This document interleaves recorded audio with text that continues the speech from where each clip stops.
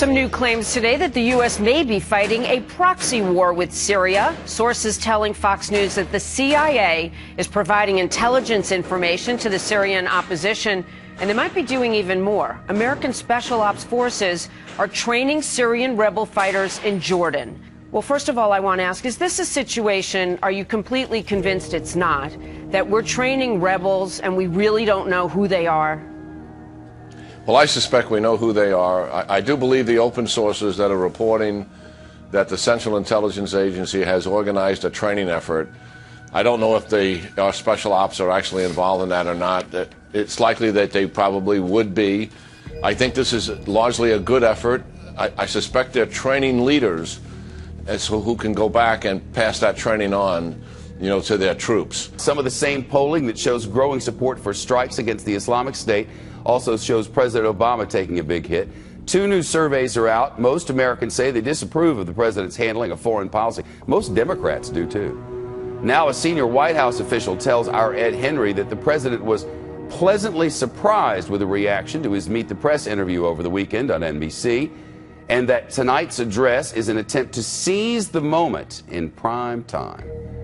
Joining us now is A.B. Stoddard, a columnist for the Hill newspaper. A.B., is this a sell tonight? Is this a pitch more than a detailed thingamajig? Well, that's interesting because a few days ago, members of Congress, particularly Republicans, were asking for specificity. They wanted a detailed plan when he spoke tonight about what exactly he's going to do and what his strategy was. But foreign policy experts are advising the president not to be too specific, not to telegraph to the enemy what we're going to do, when we're going to do it, when we're going to leave, anything like that.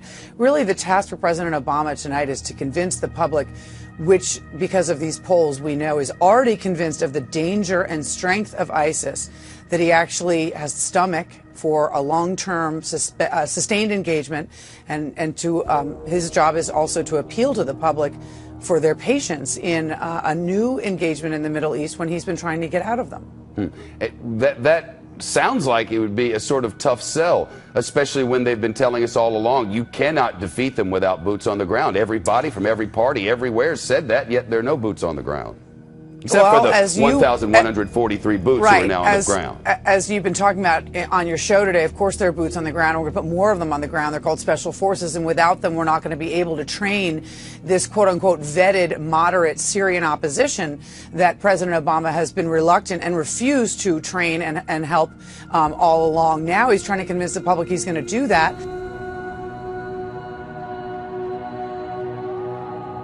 Some new claims today that the U.S. may be fighting a proxy war with Syria. Sources telling Fox News that the CIA is providing intelligence information to the Syrian opposition, and they might be doing even more. American Special Ops Forces are training Syrian rebel fighters in Jordan. Well, first of all, I want to ask, is this a situation, are you completely convinced it's not, that we're training rebels and we really don't know who they are? Well, I suspect we know who they are. I do believe the open sources that are reporting that the Central Intelligence Agency has organized a training effort. I don't know if our special ops are actually involved in that or not. It's likely that they probably would be. I think this is largely a good effort.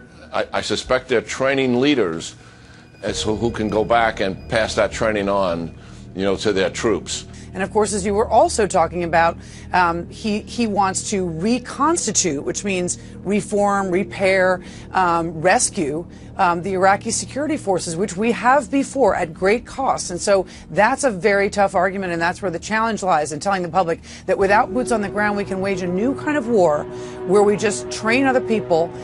We do it from the air. We're going to have an international coalition, and we're going to help the Iraqis stand up again so we can stand down.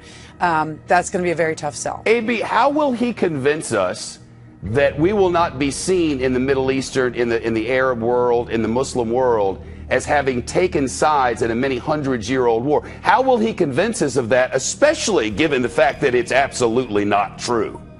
Right, Shep, I don't think we're going to hear the president tonight explain how complicated this is, that any endeavor that we take on right now against ISIS could potentially embolden the Iranians and Bashar al-Assad, our sworn enemies, obviously. I don't think he's going to get into that. This mission is fraught with peril and is fertile ground for mistakes. I think President Obama is continuing this narrative that he started in his Meet the Press interview, that this new type of war is going to prevent us from occupying countries at great cost to us and then having it just inflame again when we leave. Maybe. Thank you.